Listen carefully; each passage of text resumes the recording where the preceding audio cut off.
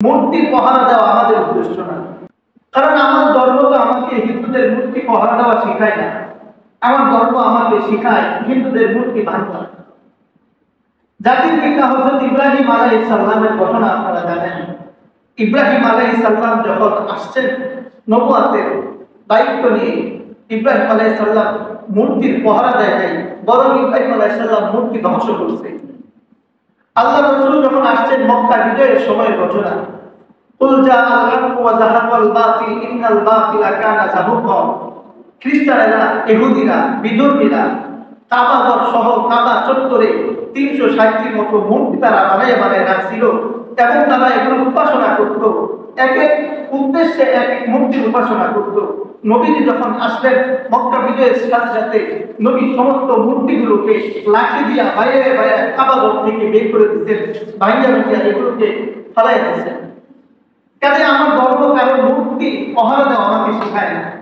তো আমরা পাহারা দিতে যাই কেন? আমরা তো পাহারা দিতে যাই যখন কুচক্রী মহল নিজেরা অবতল ঘটায় আমাদের উপর দুষ্টা হয়ে যায়, সেই দুষ থেকে বাঁচার জন্য আমরা পাহারা দিই। যেহেতু সেখানে আঘাত করে মন্দিরের উপর ভাঙচুর করে আমাদের উপর দুষ্টা হয়ে দিতে না পারে। অনেক মানুষ না জেনে না বুঝে বলে ফেলে। এখন তো দেখি হুজুররা মন্দিরে পাহারা দেওয়া শুরু করছে। আমাদের মন্দির পাহারা দেওয়ার উদ্দেশ্য কি মুক্তি পাহারা দেওয়া, না সন্ত্রাসীদের ষড়যন্ত্র থেকে নিজেদেরকে হেফাজত করা? এখন আপনারা দেখতেছেন ইসকন একটি সংগঠন, এই সংগঠন মুসলমানদেরকে কিভাবে ফাঁসানোর চেষ্টা করে। ভারতীয় মিডিয়াগুলো বিভিন্নভাবে মুসলমানদের বিরুদ্ধে ষড়যন্ত্র প্রচার করতেছে। জাতির সামনে মুসলমানদেরকে কলঙ্কিত জাতি হিসাবে চিহ্নিত করার পরিচয় দেওয়ার চেষ্টা করে। ইসকন সে বলে এই সংগঠনের বক্তব্য হইল আমরা হিন্দু বৌদ্ধদের মুখপত্র, অথচ হিন্দু খ্রিস্টান ইহুদি যারা আছে এদের বক্তব্য হইল ইসকন আমাদের কোনো সংগঠন না। বুঝতে পারছেন? একটু খেয়াল করেন, কাদিয়ানি মুসলমানদের মাঝে পরিচয় দেয় মুসলমান হিসাবে। এরা বিভিন্ন সময় বিভিন্ন রূপ ধারণ করে, কখনো আহমদিয়া মুসলিম জামাত, কখনো মুহাম্মদিয়া মুসলিম জামাত। নিজেদেরকে কাদিয়ানি বলে কখনো পরিচয় দেয় না। তাদের নামের সাথে একটা নাম রাখে মুসলিম জামাত। এর দ্বারা তারা পরিচয় করতে চায় যে মুহাম্মদ সাল্লাল্লাহু আলাইহি সাল্লামের যে দিন ছিল আমরা সেই দিন নিয়ে আসছি, অথচ মুহাম্মদুর রাসূলুল্লাহ দিনের সাথে তাদের কোনো সম্পর্ক নাই। প্রথম কথা, তারা তো মুহাম্মদুর রাসূলুল্লাহকে নবী হিসাবে মানেই না। নাউযুবিল্লাহ। যে লোকগুলো নবী মুহাম্মদুর রাসূলুল্লাহকে নবী হিসাবে মানেই না, তারা যদি বলে আমরা মুহাম্মদী জামাত, আহমদিয়া মুসলিম জামাত, তারা কি সত্যি মুহাম্মদী জামাত? না, এটা তো কোনোদিনও সম্ভব না। কাদিয়ানীরা যারা মুসলমানদের মধ্যে বিভ্রান্ত সৃষ্টি করার জন্য, মুসলমানদের ঈমান আমল নষ্ট করার জন্য, মানুষজনকে ধর্মান্তরিত করার জন্য পায়তারা করছে, একইভাবে ইসকন নামে যে সংগঠনটা আছে তারাও মানুষদেরকে ভিন্ন এক জগতে নিয়ে যাওয়ার জন্য তারা পায়তারা করে নিজেদের পরিচয় দেয় যে আমরা খ্রিস্টান, আমরা ইহুদি। এগুলি পরিচয় তারা দেয় না। খ্রিস্টান, হিন্দু, বৌদ্ধ এগুলোর পরিচয় তারা দেয়। উদ্দেশ্য হলো মানুষকে ধর্মান্তরিত করা। ইহুদিদের ষড়যন্ত্র আরো হয়। ইসকন এটা ইহুদিদের একটি সংগঠন, কিন্তু তারা পরিচয় দেয় না যে আমরা ইহুদিদের সংগঠন। তারা পরিচয় দেয় আমরা হিন্দু, বৌদ্ধ, এগুলো খ্রিস্টান, এগুলোর সংগঠন। ইহুদিরা পরিচয় মানুষের সামনে দেয় না। কারণ হইল, আপনারা দেখবেন, খেয়াল করলে আপনারা যখন যাবেন দেখবেন বৌদ্ধ পাবেন, মালাবর পাবেন, বাজারের মধ্যে অনেক মানুষের সাথে দেখা হবে, কিন্তু ইহুদি পরিচয় কেউ আপনাকে দিবে না। কারণ তারা নিজেদের পরিচয় গোপন থেকে সবসময় তাদের কাজকর্ম পরিচালনা করতে থাকে। তারা ভয়ঙ্কর ষড়যন্ত্র করে দূরে বসে বসে, যেমন ষড়যন্ত্র করছে মাওলানা সাদ সাহেবের মাধ্যমে মুসলিম জামাতের মুসলমানদের মধ্যে, একইভাবে ইসকনও ইহুদিদের একটি সংগঠন। ইহুদিরা তারা হচ্ছে দাজ্জালের অনুসারী। দাজ্জালের অনুসারী এরা মানুষের সামনে নিজেদের পরিচয় দেয় না। এদের মূল কার্যক্রম পরিচালিত হয় ইসরায়েলের রাজধানী তেল আবিব থেকে। আর তেল আবিব এমন একটি জায়গা যেখানে দাজ্জালকে ধরা হবে। ওখানে একটা জায়গা আছে যেটার নাম হচ্ছে বাবেলুত। হাদিসের ভাষায় যেটাকে বাবেলুত বলা হয়। এই জায়গায় দাজ্জালকে হযরত ঈসা আলাইহিস সালাম এসে হত্যা করবেন। দাজ্জাল পুরো পৃথিবী ভ্রমণ করবে। একসময় ঈসা আলাইহিস সালাম তাকে দাওয়াত দিয়েছিলেন। ঈসা আলাইহিস সালামের দাওয়াত খায় আছে পালাইতে একসময় যায় বাবেলুতের মধ্যে যখন যাবে ঈসা আলাইহিস সালাম সেখানে তাকে কতল করবে। আর ইহুদিরা ইসরায়েলের মধ্যে দাজ্জালের জন্য বড় একটা সিংহাসন আগে থেকে রেডি করে রাখছে, এখনো আছে, প্রস্তুত আছে। যে কোনো মুহূর্তে দাজ্জাল আসতে যেন সেটা সিংহাসন গ্রহণ করতে পারে, এজন্য স্পেশাল ভিআইপি ভাবে একটা সিংহাসন বানায় রাখছে। আর তার গেটের মধ্যে যে বড় করে লিখে রাখছে হিব্রু ভাষায় যে দাজ্জালের আগমন শুভ হোক, এমন একটা কিছু লিখে রাখছে। কাজে তারা দাজ্জালের অনুসারী হবে। দাজ্জালের অনুসারী যারা হবে ইহুদিরা, এরা মানুষদেরকে বিভিন্ন উপায়ে বিভিন্ন কৌশলে মানুষকে ধর্মান্তরিত করতে থাকে। শেষ মুহূর্তের অবস্থাটা এমন হবে যখন মানুষ খাদ্যের অভাবে পড়বে, পানির অভাবে পড়বে, অর্থীয় সংকটে পড়বে, সকল সংকটে যখন পড়বে এমন সময় দাজ্জালের আবির্ভাব ঘটবে। দাজ্জাল আসবে আর মানুষকে বলবে আমার অনুসরণ করো, আমি তোমাদেরকে খাদ্য দিব, আমি তোমাদেরকে পানি দিব, আমি তোমাদেরকে পোশাক দিব, আমি তোমাদের এই অভাব দূর করে দিব। এগুলো বলতে থাকছে। মানুষ তো লোভী। আজকে যারা অর্থের বিনিময়ে সাহায্যের পিছনে দৌড়ায়, আজকে যারা অর্থের বিনিময়ে স্কুলের পিছনে দৌড়ায়, আরো বিভিন্ন ভ্রান্ত মতবাদের পিছনে দৌড়ায়, এরা তখনও লোভে পড়ে ওই কিছু খাও আর কিছু পয়সার লোভে পড়ে তখনও দাজ্জালের অনুসরণ করবে।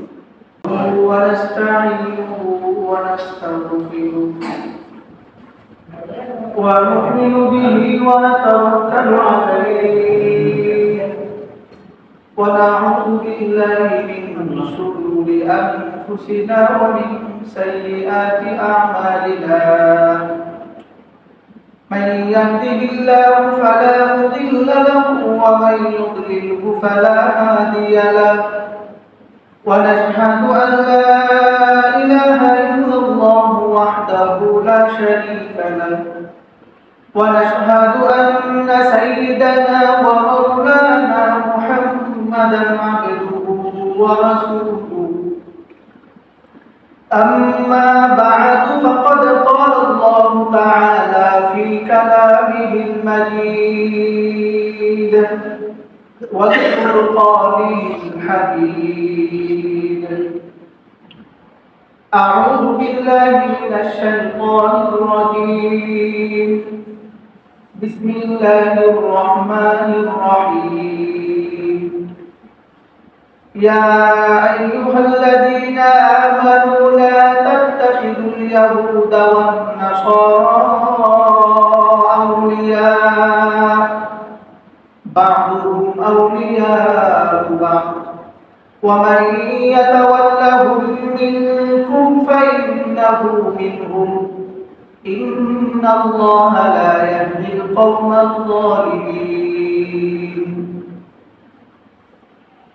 صدق الله العظيم وصدق رسوله النبي الكريم ونحن على ذلك من الشاهدين والشاكرين والحمد لله رب العالمين بلغ العلا بكماله كشف الدجى بجماله حسنت جميع خصاله صلوا عليه وآله اللهم صل على محمد وعلى آل محمد كما صليت على إبراهيم وعلى آل إبراهيم إنك حميد مجيد اللهم بارك على محمد وعلى آل محمد كما باركت على إبراهيم وعلى آل إبراهيم إنك حميد مجيد سبحانك لا علم لنا إلا ما علمتنا إنك أنت العليم الحكيم আল্লাহ রাব্বুল আলামিনের দরবারে অসংখ্য অগণিত শুকরিয়া। আল্লাহ সুবহানাহু ওয়া তাআলা বড় মেহেরবানি করে দয়া করে মায়া করে আমাদেরকে জুমার দিন জুমার নামাজ জামাতের সাথে আদায়ের উদ্দেশ্যে মসজিদে এসে উপস্থিত হবার তৌফিক দান করেছেন। আমরা দিল থেকে শুকরিয়া আদায় করি, বলি আলহামদুলিল্লাহ। মুহতারাম হাজিরিন, আমি আপনাদের সামনে পবিত্র কোরআনুল কারীমের সূরা মাইদা এর 51 নম্বর আয়াত তিলাওয়াত করেছি। যে আয়াতে আল্লাহ তাআলা আমাদেরকে বলতেছেন, মুসলমানদেরকে উদ্দেশ্য করে, মুমিনদেরকে উদ্দেশ্য করে, হে মুমিনগণ, তোমরা ইহুদি খ্রিস্টানদের সাথে বন্ধুত্ব করো না। ইহুদি খ্রিস্টানদেরকে তোমরা নিজেদের বন্ধুরূপে গ্রহণ করো না। ইহুদি খ্রিস্টানরা অন্যান্য বিধর্মী যারা আছে তারা পরস্পরে একে অপরের বন্ধু, কিন্তু তারা মুসলমানদের বন্ধু না। আর মুসলমানদের মধ্যে থেকে যারা ইহুদি খ্রিস্টানদেরকে বন্ধুরূপে গ্রহণ করবে, আল্লাহ তাআলা বলেন যারা ইহুদি খ্রিস্টানদেরকে বন্ধুরূপে গ্রহণ করবে তারাও তাদের কাতারে শামিল হবে। ইহুদি খ্রিস্টানদের সাথে বন্ধুত্ব পোষণ করলে যারা বন্ধুত্ব পোষণ করবে তারাও ইহুদি খ্রিস্টানদের মতো আল্লাহ পাক তাদেরকে ইহুদি খ্রিস্টানদের কাতারেই দাঁড় করাবে। এটা ছিল আজকের আলোচ্য বিষয়ের মূল কথা। আল্লাহ পাক আমাদেরকে জুমার দিন, সপ্তাহের মধ্যে শ্রেষ্ঠতম দিন আমাদেরকে দিয়েছেন। জুমার দিনের ফজিলত অন্যান্য দিনের চাইতে অনেক বেশি। হাদিসের মধ্যে আসছে যে সমস্ত দিনগুলোতে সূর্যোদয় হয়, এই দিনগুলোর মধ্যে সর্বশ্রেষ্ঠ দিন হচ্ছে জুমার দিন।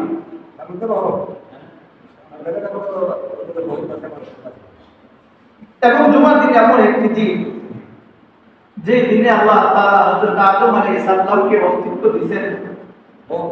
তাকে পরিপূর্ণ অস্তিত্ব দেওয়ার পর এই দিনে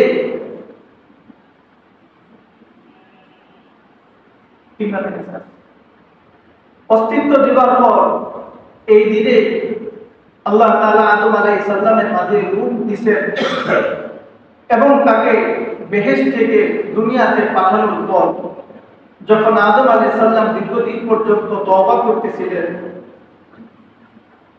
বহুদিন তওবা করার পর আল্লাহ পাক যে দিনটাতে তওবা কবুল করে নেন সেই দিনটাও ছিল শুক্রবারের দিন।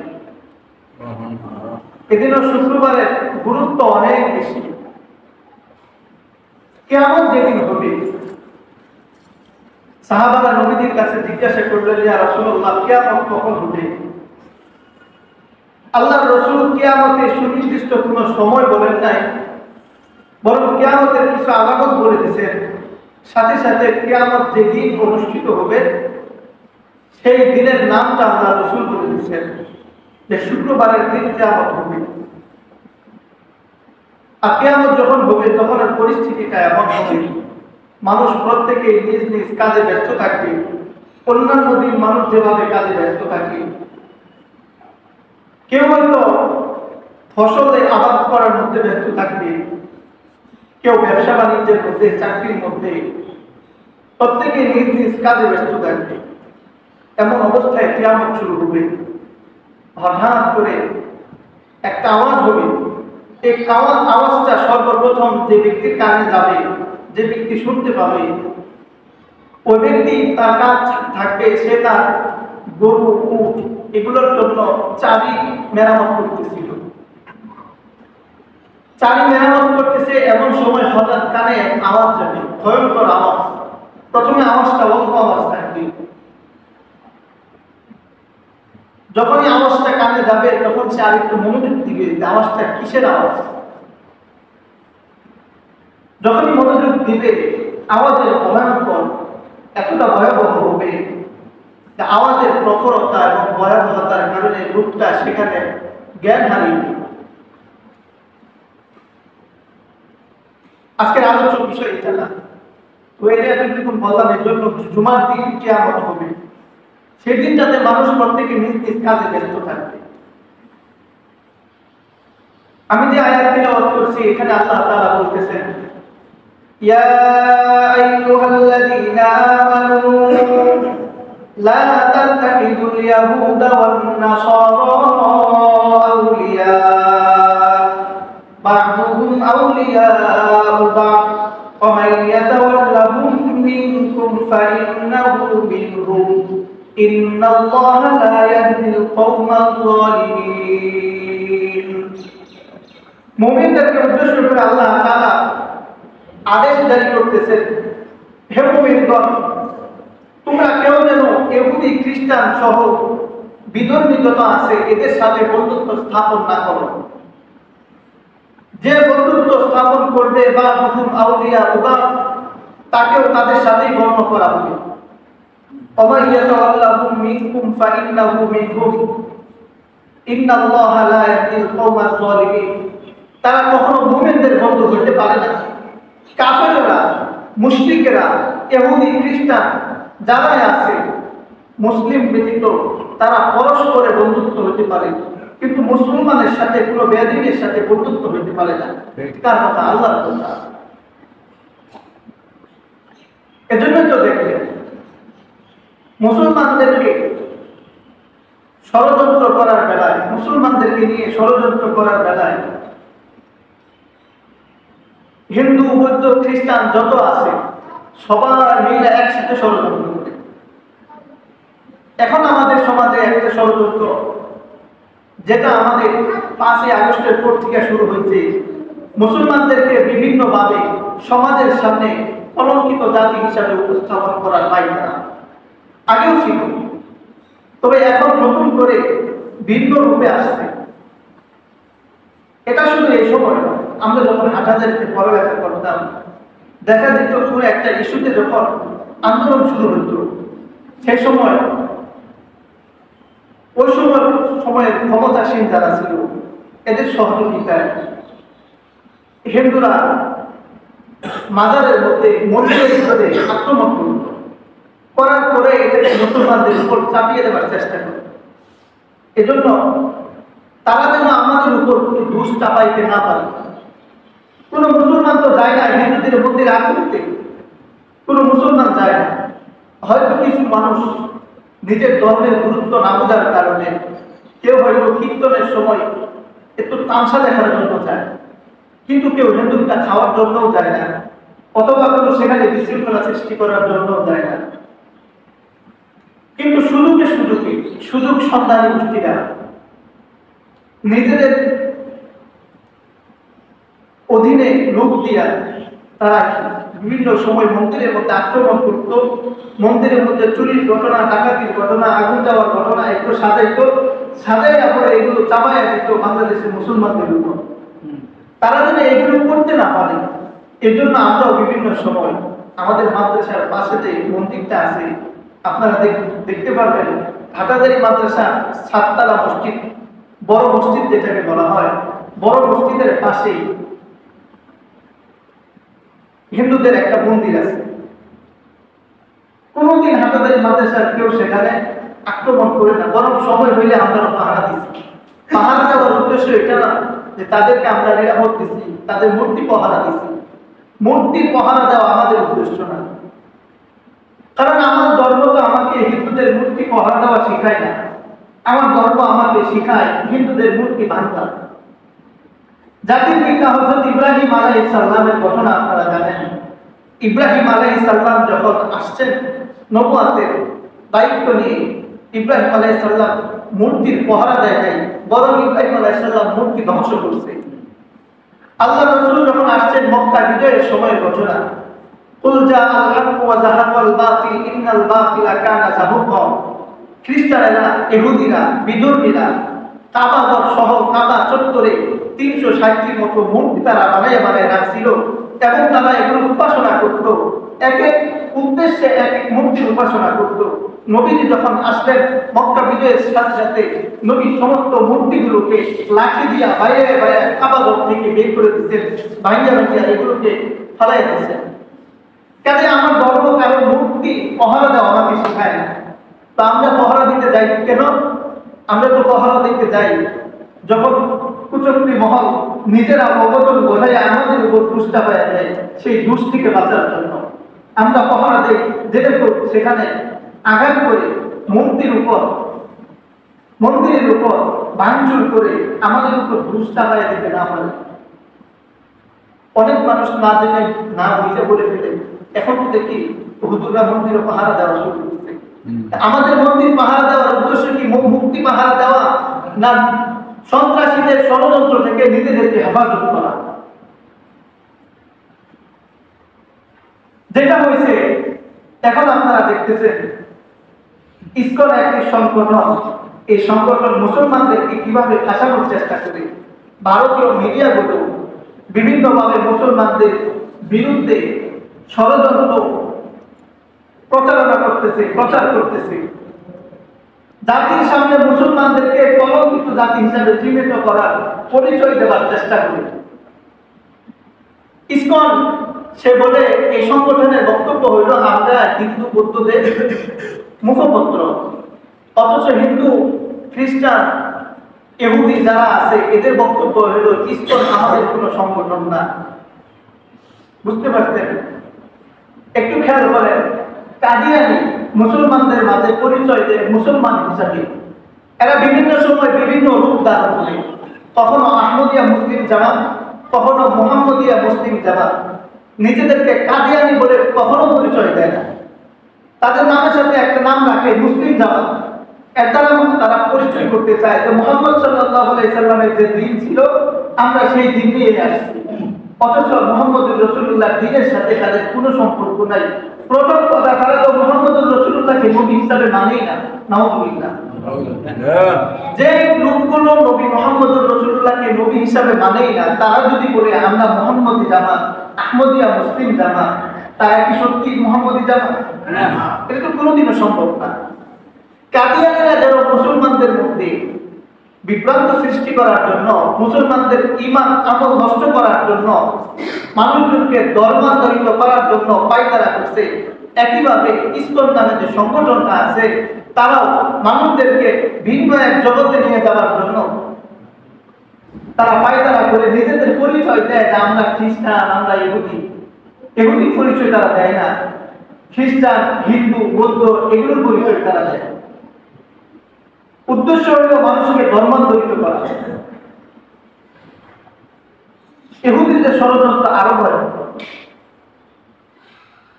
ইসকন এটা ইহুদিদের একটি সংগঠন, কিন্তু তারা পরিচয় দেয় না যে আমরা ইহুদিদের সংগঠন। তারা পরিচয় দেয় আমরা হিন্দু, বৌদ্ধ, এগুলো খ্রিস্টান, এগুলোর সংগঠন। ইহুদিরা পরিচয় মানুষের সামনে দেয় না। কারণ হইল, আপনারা দেখবেন, খেয়াল করলে আপনারা যখন যাবেন দেখবেন বৌদ্ধ পাবেন, মালাওয়ান পাবেন, বাজারের মধ্যে অনেক মানুষের সাথে দেখা হবে, কিন্তু ইহুদি পরিচয় কেউ আপনাকে দিবে না। কারণ তারা নিজেদের পরিচয় গোপন থেকে সবসময় তাদের কাজকর্ম পরিচালনা করতে থাকে। তারা ভয়ঙ্কর ষড়যন্ত্র করে দূরে বসে বসে, যেমন ষড়যন্ত্র করতে মাওলানা সাদ সাহেবের মাধ্যমে মুসলিম জামাতের মুসলমানদের মধ্যে, একইভাবে ইসকন ইহুদিদের একটি সংগঠন। ইহুদিরা তারা হচ্ছে দাজ্জালের অনুসারী। দাজ্জালের অনুসারী এরা মানুষের সামনে নিজেদের পরিচয় দেয় না।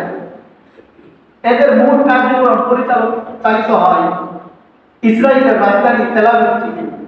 আর তেল আবিব এমন একটি জায়গা যেখানে দাজ্জালকে ধরা হবে। ওখানে একটা জায়গা আছে যেটার নাম হচ্ছে বাবেলুত। হাদিসের ভাষায় যেটাকে বাবেলুত বলা হয়। এই জায়গায় দাজ্জালকে হযরত ঈসা আলাইহিস সালাম হত্যা করতেন। দাজ্জাল পুরো পৃথিবী ভ্রমণ করবে। একসময় ঈসা আলাইহিস সালাম তাকে দাওয়াত দিয়েছিলেন। ঈসা আলাইহিস সালামের দাওয়াত খাই আছে পালাইতে একসময় যায় বাবেলুতের মধ্যে যখন যাবে, ঈসা আলাইহিস সালাম সেখানে তাকে কতল করবে।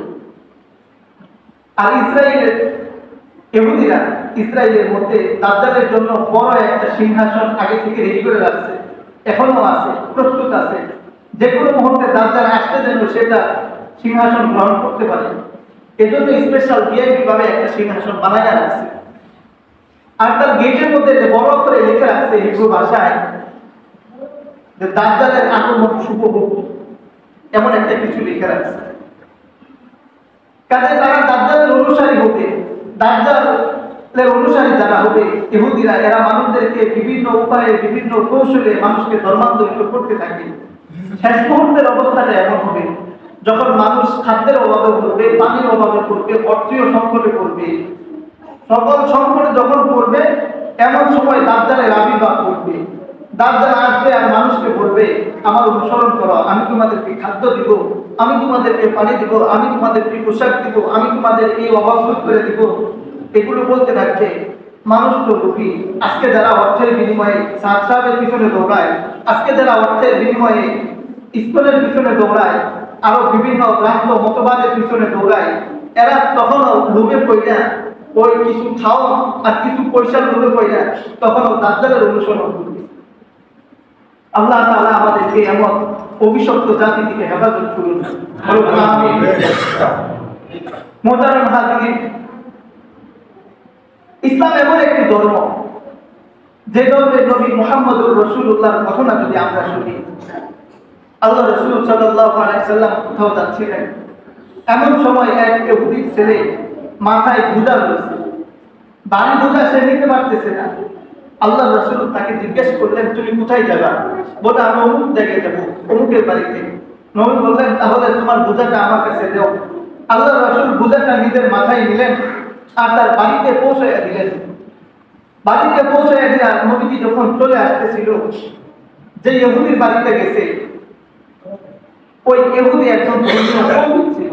সে জানতো মুহাম্মদুর রাসূলুল্লাহ আদর্শ কেমন হবে, তার চরিত্র কেমন হবে, তার মুখের দৈহিক গঠনটা কেমন হবে, ব্যবহারটা কেমন হবে, শরীরের আকৃতি কেমন, এগুলো সে জানতো। তার ছেলে যখন বড় বোঝাটা লইয়া বাড়িতে গেছে, জিজ্ঞাসা করছে কি ব্যাপার, তুমি কিভাবে আসলা এত বড় বোঝা লইয়া?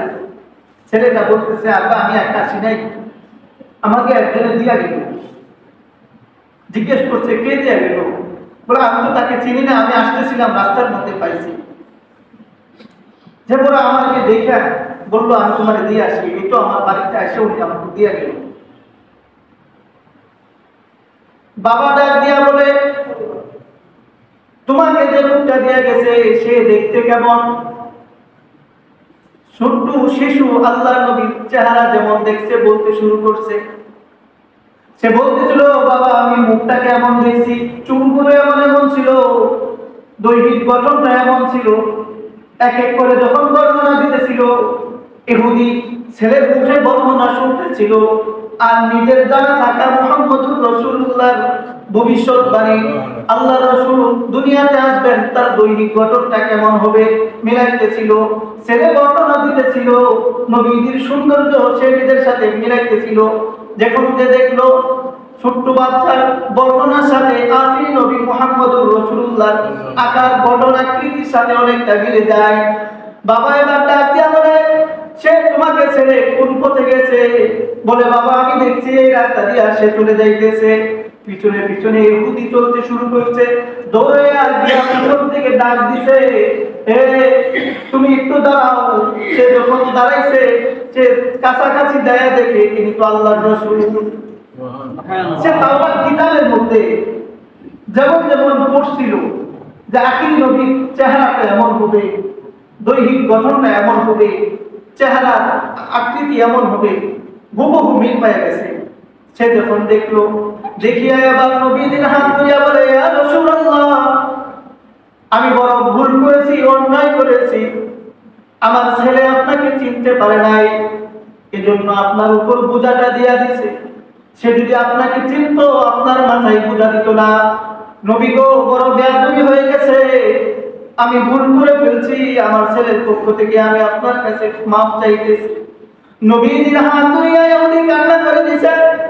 ইহুদি বলতেছে ও ইয়া রাসূলুল্লাহ আপনি আমাকে এখনই কালেমা পড়ায় মুসলমান বানায়া দেন, আমি আর দেরি করতে চাই না। সুবহানাল্লাহ। এটা ছিল নবী মুহাম্মদুর রাসূলুল্লাহর আদর্শ। মূর্তি হিন্দুদের মন্দিরে আগুন দেওয়া নবীর আদর্শ ছিল না। তবে এটা সত্য মূর্তির নিরাপত্তা দেওয়া মুসলমানের দায়িত্ব না। মূর্তি যারা মূর্তি করবে, মূর্তির পূজা যারা করবে তাদের প্রতি তারা নিরাপত্তা দেবে। মুহতারাম হাজিরিন, আমাদের উপর বর্তমানে নানা দিক থেকে ষড়যন্ত্র এসে মুসলমানদেরকে জাতির সামনে, সারা বিশ্ববাসীর সামনে কলঙ্কিত করার যে পায়তারা চলছে, এজন্য আমাদেরকে সজাগ থাকা দরকার। তিনজন তালেবে ইলম ছিল, তাদের বাবা ছিল বড় বড় বুজুর্গ, এক একজন মুফাসসির, হাদিসের বিশারদ, এমন বুজুর্গ ছিল। এরা ইলম শিখতে খুব পছন্দ করত। তারা ইলম শিখতে পছন্দ করত। তারা খবর পাইল যে বাগদাদের মধ্যে বড় বড় আলেমরা থাকে। তাই তাদের মনে আগ্রহ থাকলো যে আমরা বাগদাদে যাব, বাগদাদে গিয়ে সেখান থেকে আমরা ইলম শিখব। এই ঘটনাটা বলার উদ্দেশ্য হইতেছে, আমাদের সামনে যে মুসিবতই আসুক, যে কোনো মুসিবত যখন আমরা পারি নিজেদের জবান দ্বারা এটার মোকাবেলা করব। জবান দ্বারা করতে না পারলে আমাদের যেভাবে শক্তি সামর্থ্য হয় সেভাবে আমরা করব। কোনো কিছু যদি না পারা যায় অন্তত দোয়া করে হলেও আল্লাহর কাছে সাহায্য প্রার্থনা করব। তিন ছাত্র মিলে এবার গেছে বাগদাদে ইলম শিখবে। ইলম শেখার যাবে। তুর্কিস্তান থেকে বাগদাদ দূরের রাস্তা। এরা যখন যাবে নিজেদের কাছে প্রয়োজনীয় খাদ্য, আসবাবপত্র যা লাগে সবকিছু রয়ে গেছে। বাগদাদ যাইতে যাইতে এগুলো শেষ হয়ে গেছে। দূরের রাস্তা তো, এগুলো শেষ হয়ে গেছে। যখন বাগদাদে গিয়া পৌঁছেছে, এক মসজিদে তারা আশ্রয় নিছে। মসজিদে যাবার পর এতক্ষণে তাদের খাদ্য শেষ। 3 দিন অবস্থান করছে সেখানে। তারা কাজকর্ম করবে, যে আমরা ইলম শিখবো, এর আগে একটু কাজকর্ম করি, করে কিছু সম্পদ জোগাড় করি যাতে নিজেরা খাইতে পারি। শক্তির প্রয়োজন আছে তো, কিন্তু তাদেরকে কেউ কাজ দেয় না। এভাবে 3 দিন পার হয়ে গেল। এখন নিজেদের শরীরটাও অনেকটা দুর্বল হয়ে গেছে। 3 ছাত্র মিলে এবার পরামর্শ করে আমরা কিভাবে এখন নিজেদের জীবন চালাবো। আমাদের কাছে খাদ্য নাই, ইলম শিখতে আসছি, ইলম শিখতে হইলে তো শরীরটা সুস্থ রাখা দরকার, শরীরে শক্তির প্রয়োজন। 3 জনে মিলে যখন দেখলো কোনো কাজ করবো করতে পারতেছে না, কাজের জন্য মানুষ তাদেরকে নেয় না, তখন তারা পরামর্শ করলো যে আমরা প্রথমে 1-2 দিন মানুষের সাহায্য নেব, নিয়ে আমরা কিছু খাবার জোগাড় করে এরপরে আমরা ইলম শেখার জন্য লেগে যাবো। 3 জনে মিলে যখন এই পরামর্শ করছে, এরা তো এর আগে কেউ মানুষের কাছে সাহায্য চায় নাই। এরা সবাই বড় বড় বুজুর্গদের সন্তান, মানুষের সাহায্য কখনো চায় না, মানুষের কাছে হাত পাতে না, সওয়াল করে না। বলে তাইলে কে যাবো? 4 জনে মিলে 3 জনে মিলে লটারি দিছে, যার নাম আগে উঠবে সেই প্রথম বিদ্যালয়। লটারি দেবার পর যার নামটা উঠে গেছে সে বলে আচ্ছা ঠিক আছে, জিম্মাদারি যখন চলে আসছে এখন তো পালন করতে হয়। আমি মানুষের কাছে যাব হাত পাততে, এর আগে কখনো পানি নাই।